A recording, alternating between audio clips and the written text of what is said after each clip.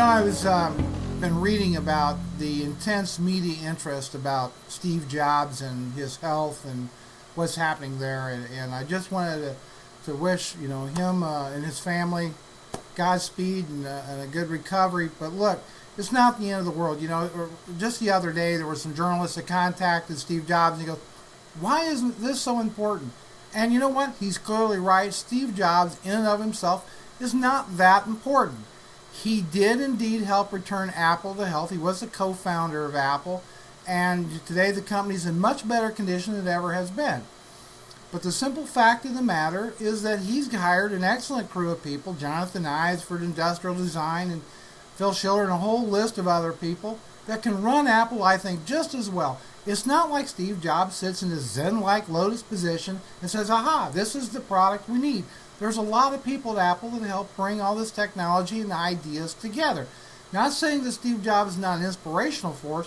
I think that no matter what, with or without Steve Jobs, Apple is poised to do just fine, and at least for the next few years anyway.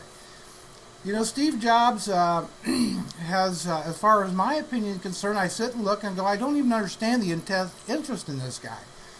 Other than being an ultimate capitalist, if you will, a high-tech version of Billy Mays out there pushing one product after another. What else has he done for society as a whole? Unlike Bill Gates and other people of extreme wealth, I don't see where Mr. Jobs is really making donations to massive charities. Their name doesn't appear to be on a lot of different lists.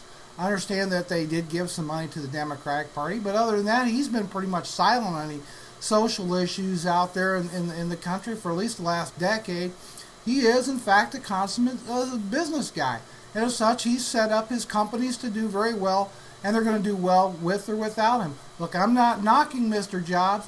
I'm just saying, look, he's not some kind of god out there. He's just he's just a business guy, for crying out loud. It's the Apple product, and just because you own Apple products doesn't make you an immediate member of the Macintosh or the Apple cult. So I wish him well, but it's time for the media to move on away from this guy's health. And what about the company and focus on this company? Apple tends to be kind of secretive about what they're up to, and maybe that's a good thing, and maybe that's helping their success.